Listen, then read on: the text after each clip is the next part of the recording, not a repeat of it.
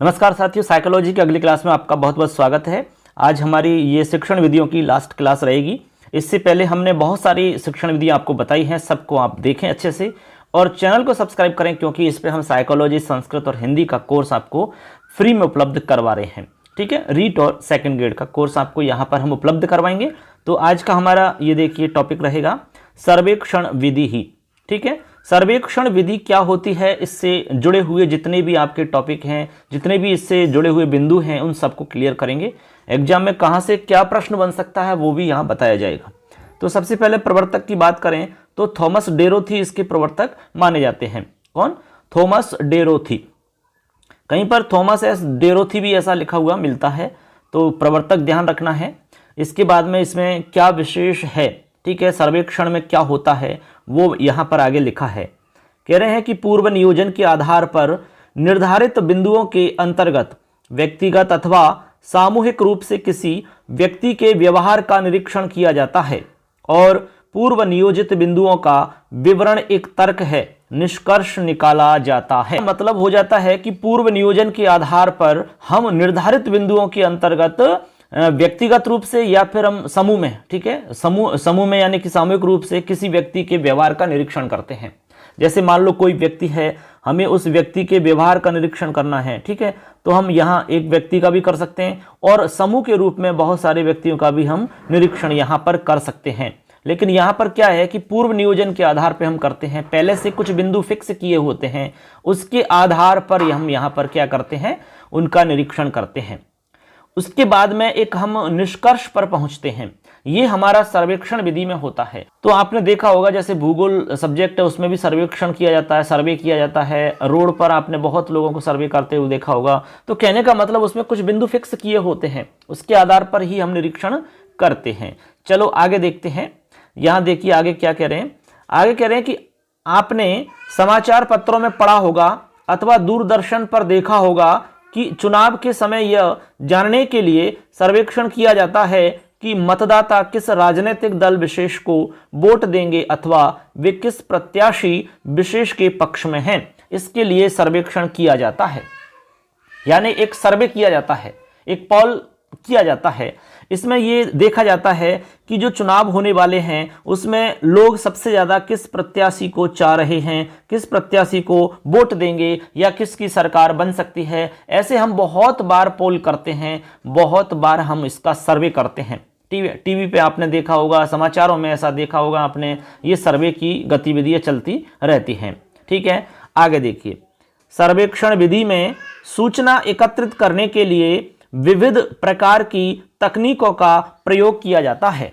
देखो, सर्वेक्षण जो विधि है उसमें एक ही तरीका से नहीं कर सकते हम, बहुत सारे हमारे तरीका हैं जिन तरीकाओं के आधार पर हम इसमें सर्वे करते हैं। तो उन तरीकाओं को हम समझते हैं कि वो कौन कौन से तरीका है। आपका व्यक्तिगत साक्षात्कार, देखिए एक नंबर पर व्यक्तिगत साक्षात्कार, यानी व्यक्तिगत साक्षात्कार के माध्यम से हम इसमें सर्वे कर सकते हैं। क्या है इसमें, देखिए, लोगों से सूचना प्राप्त करने के लिए साक्षात्कार सबसे अधिक प्रयुक्त होने वाली विधि है। जैसे मान लो आपको लोगों से सूचना इकट्ठी करनी है, ठीक है, चाहे एक व्यक्ति से आप इकट्ठी करो, चाहे बहुत सारे लोगों से सूचना लेनी हो, तो उसका सबसे बढ़िया जरिया जो है, सबसे बढ़िया तरीका जो है वो है इंटरव्यू या साक्षात्कार। आपसे हम मान लो कुछ जानना चाहते हैं आपके बारे में, या आपसे और कुछ मतलब बच्चों के लिए कुछ जानना चाहते हैं, तो हम आपका इंटरव्यू लेंगे, ठीक है, उसमें आप सब कुछ बताओगे। ऐसे हम समूह के अंदर भी इंटरव्यू के माध्यम से हम जान सकते हैं। तभी कहा है कि लोगों से सूचना प्राप्त करने के लिए सबसे बढ़िया साधन साक्षात्कार या इंटरव्यू को बताया गया है। ठीक है, इसमें और देखिए, कह रहे हैं कि इसमें एक साक्षात्कारकर्ता होता है तथा एक साक्षात्कारदाता या प्रतिक्रियादाता होता है। यानी कि एक तो इसमें साक्षात्कार लेने वाला होता है, ठीक है, एक व्यक्ति तो ये हो गया साक्षात्कार लेने वाला, इसके हाथ में माइक रहेगा। एक व्यक्ति होता है यहाँ पर जो बैठा रहता है बेचारा, जिससे प्रश्न पूछे जाते हैं, ये साक्षात्कारदाता होता है। कौन होता है? साक्षात्कारदाता। ये अपनी बात को कहता है और ये पूछने वाला होता है। जैसे आपने देखा होगा टीवी पर इंटरव्यू लेते हैं कि बताइए उस वक्त आप क्या कर रहे थे, उस वक्त आप कहाँ थे और जिस समय ये घटना हुई थी उस समय क्या हो रहा था। इस तरह से ये इंटरव्यू लेते हैं और साक्षात्कार अनेक प्रकार के होते हैं। ठीक है, तो यहां पर आप समझ गए होंगे।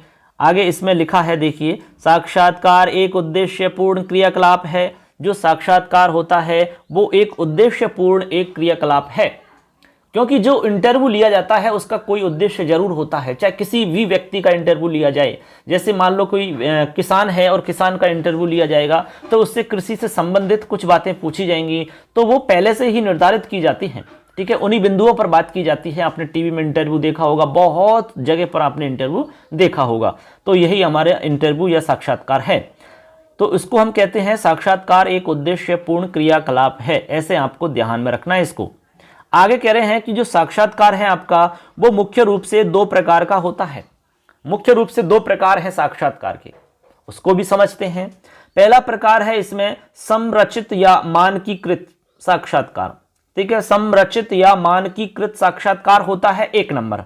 इसमें क्या होता है सुनिए, इसमें प्रश्न एक अनुसूची में लिखे होते हैं, यानी एक अनुसूची तैयार की जाती है। जैसे देखिए, एक प्रकार से हमारे पास एक लिस्ट रहती है प्रश्नों की, पहला, दूसरा, तीसरा, चौथा, 5वां, 6वां, एक बहुत सारे प्रश्नों की हमारे पास एक लिस्ट रहती है, एक अनुसूची रहती है, ठीक है। के लिए क्रम परिवर्तन की स्वतंत्रता नहीं होती है, ठीक है। इनको हम अमुक्त प्रश्न कहते हैं, यानी कि इस लिस्ट के अंदर अमुक्त प्रश्न होते हैं, अर्थात इसमें जो इंटरव्यू लेने वाला व्यक्ति होगा, जो प्रश्न पूछने वाला व्यक्ति होगा, वो इनमें से क्रम चेंज नहीं कर सकता। जैसे मान लो 1 नंबर का प्रश्न है तो 1 नंबर पर ही पूछेगा उसको, 5 नंबर पर जो प्रश्न लिखा हुआ है उसको 5 नंबर पर ही पूछेगा। ऐसे नहीं कि भाई डायरेक्ट उसने 10 नंबर का पूछ लिया, उसके बाद में 7 नंबर का पूछ लिया, उसके बाद में 1 नंबर वाला पूछ लिया। इस तरह उसको स्वतंत्रता नहीं होती है, तभी इन प्रश्नों को हम अमुक्त प्रश्न कहते हैं। ये मुक्त नहीं होते हैं, बल्कि ये पहले से ही फिक्स स्थिति में रहते हैं कि पहला ये होगा, दूसरा ये होगा, तीसरा ये होगा, चौथा, 5वां, 6वां, 7वां, 8वां, उसी क्रम में सवाल पूछे जाएंगे। इसको कहते हैं संरचित या मानकीकृत इंटरव्यू। क्लियर है सबके? ऐसे अब अगला देखिए, एक दूसरा है हमारा प्रकार असंरचित या अमानकीकृत। ये इसका विपरीत है, नाम से ही स्पष्ट हो रहा है। इसके अंदर जो प्रश्न होते हैं वो होते हैं मुक्त स्थिति वाले, यानी इसमें जो प्रश्न होंगे वो मुक्त होंगे, ठीक है, उसमें चेंज कर सकते हैं हम। लिखा है, यहां पूछे जाने वाले प्रश्नों के क्रम में परिवर्तन करने के लिए स्वतंत्रता होती है। जो प्रश्न पूछने वाला व्यक्ति होता है, इंटरव्यू लेने वाला जो व्यक्ति होता है, वो यहां पर प्रश्नों का क्रम चेंज कर सकता है, उसको यहां पर पूरी स्वतंत्रता होती है। इसीलिए यहां पर जो प्रश्न होते हैं उनको कहते हैं मुक्त प्रश्न। तो सवाल बन सकता है आपका कि असंरचित या अमानकीकृत साक्षात्कार में प्रश्न होते हैं कैसे? मुक्त प्रश्न, ठीक है।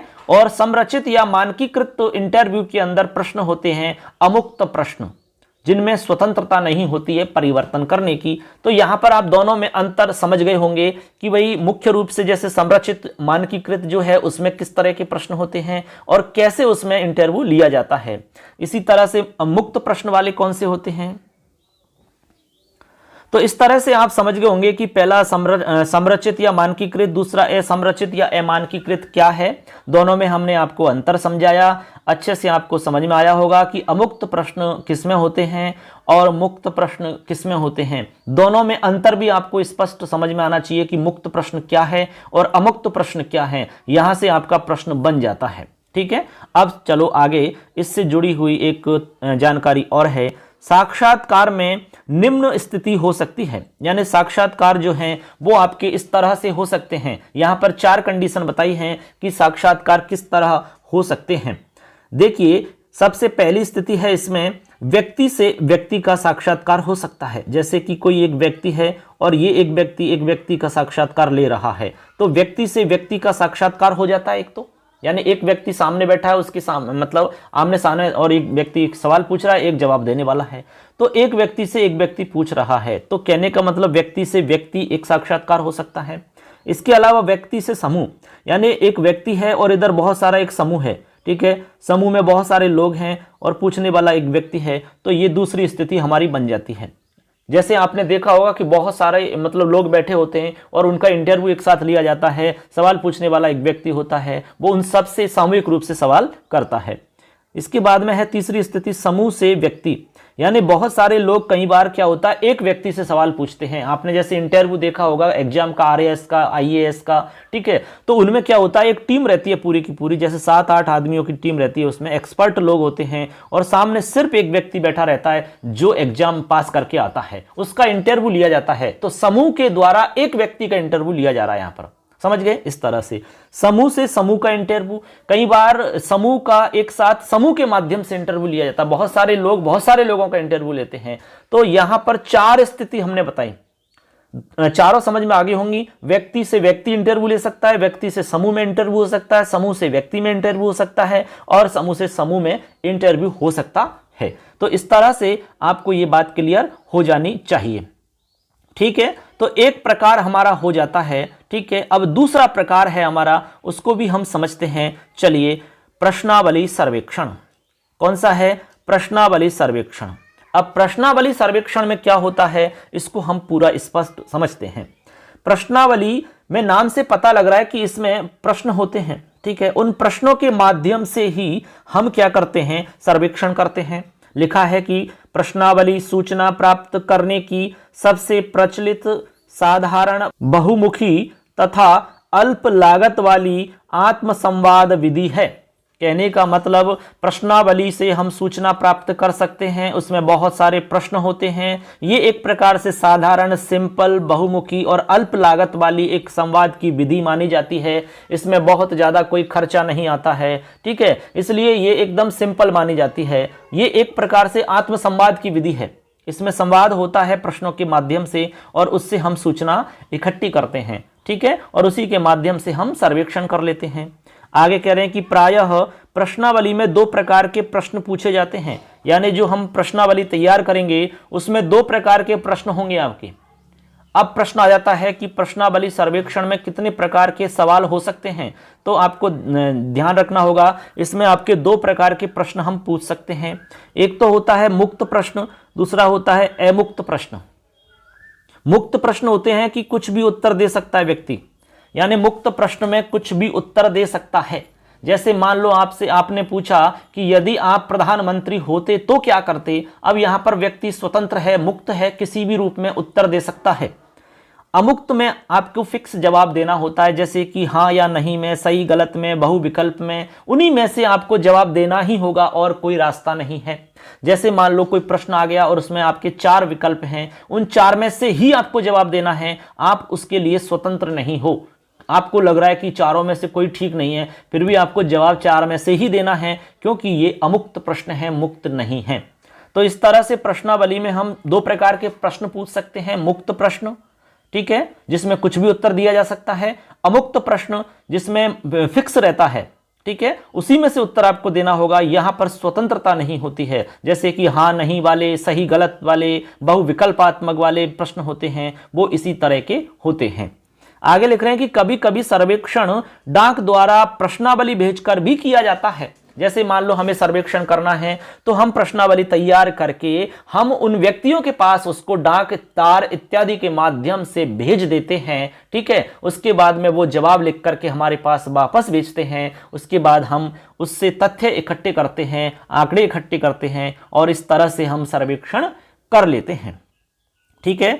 अब चलो तो देखिए फ्रेंड्स, आगे हमारा इसमें लास्ट है प्रकार सर्वेक्षण का, दूरभाष सर्वेक्षण। दूरभाष सर्वेक्षण क्या होता है? नाम से पता लग रहा होगा। दूरभाष का मतलब मोबाइल मान लो, आप टेलीफोन मान लो, ठीक है। तो आपको पता है कि टेलीफोन के माध्यम से भी सर्वे किया जा सकता है, सर्वेक्षण कर सकते हैं, आंकड़े इकट्ठे कर सकते हैं, जानकारी एकत्रित कर सकते हैं। तो कह रहे हैं इसमें देखिए लिखा है कि सर्वेक्षण दूरभाष या टेलीफोन के द्वारा भी किए जाते हैं और आजकल मोबाइल फोन पर SMS या हिंदी में कह सकते हैं संक्षिप्त संदेश सेवा द्वारा विचारों को जानने के कार्यक्रम आपने अनेक देखे होंगे। यानी कि टेलीफोन के माध्यम से भी हम विचारों को जान सकते हैं, जानकारी एकत्रित कर सकते हैं। मोबाइल फोन के माध्यम से आजकल तो SMS के थ्रू भी ये कार्य होने लगा है, ठीक है। क्योंकि धीरे धीरे टेक्नोलॉजी के क्षेत्र में हम आगे बढ़ रहे हैं, तो हम इस क्षेत्र में भी आगे चले जा रहे हैं कि हमारा जो पहले सर्वेक्षण जिस तरह से होता था उसमें टेक्नोलॉजी का प्रयोग किया जाने लगा है। तो मोबाइल SMS के माध्यम से भी हम ये कार्य कर सकते हैं। तो आपने देखा कि भाई सर्वेक्षण जो होता है वो किस तरह से किया जाता है। तो सर्वेक्षण हमने 3 तरीका आपको बताए, एक तो दूरभाष सर्वेक्षण, प्रश्नावली सर्वेक्षण और एक साक्षात्कार सर्वेक्षण। तो सर्वेक्षण क्या होता है ये हम आपको बता ही चुके हैं कि पूर्व नियोजन के आधार पर निर्धारित बिंदुओं के अंतर्गत व्यक्तिगत या सामूहिक रूप से किसी व्यक्ति के व्यवहार के बारे में जानना, व्यवहार को निर्धारित करना, ये हमारा सर्वेक्षण होता है। तो इस तरह आपकी जितनी भी विधियां इसमें मनोविज्ञान में थी, जो मुख्य रूप से थी, उनको हमने यहाँ पर बहुत सरल तरीका से बताने की कोशिश की है और आशा है कि आपको ये अच्छे से समझ में आई होंगी। आपको एग्जाम में निश्चित रूप से इनसे लाभ मिलेगा। अब एक टॉपिक और इसमें बचा हुआ है, कक्ष में निहितार्थ। ठीक है, सेकंड ग्रेड का सिलेबस हम लेके चल रहे हैं, रीट का सिलेबस भी इसमें साथ में चल रहा है। तो सेकंड ग्रेड और रीट के सिलेबस को हम एक साथ लेके चल रहे हैं, फिर आपको अलग से पढ़ने की आवश्यकता नहीं पड़ेगी आपको। ठीक है, उसके बाद में हमारे एक वीडियो और बनेगा, 1 या 2, उसके बाद में पहली यूनिट हमारी कंप्लीट हो जाएगी, उसके बाद में आपका टेस्ट लिया जाएगा। ठीक है, हम जितने प्रश्न इसमें से बन सकते हैं उन सभी प्रश्नों को बनाएंगे, उनको सॉल्व करवाएंगे, आपको व्याख्या सहित समझाएंगे और आपको टेस्ट के रूप में भी देंगे। आप टेस्ट दे सकते हैं, आपका मूल्यांकन कर सकते हैं। ठीक है, तो आज का वीडियो हमारा कैसा लगा जरूर हमें बताना। तो इस तरह दोस्तों हमारा वीडियो पूरा हो जाता है। अब हम आगे आपको जो टॉपिक बचा हुआ है उसको पूरा करवा देंगे, तो इंतजार करें नेक्स्ट वीडियो का। अच्छे से देखें, अपने दोस्तों को शेयर करें और चैनल को सब्सक्राइब करना नहीं भूलें, क्योंकि सारा कोर्स आपको यहाँ पर फ्री में मिल रहा है। ठीक है, तो धन्यवाद सबके लिए। जय हिंद, वंदे मातरम।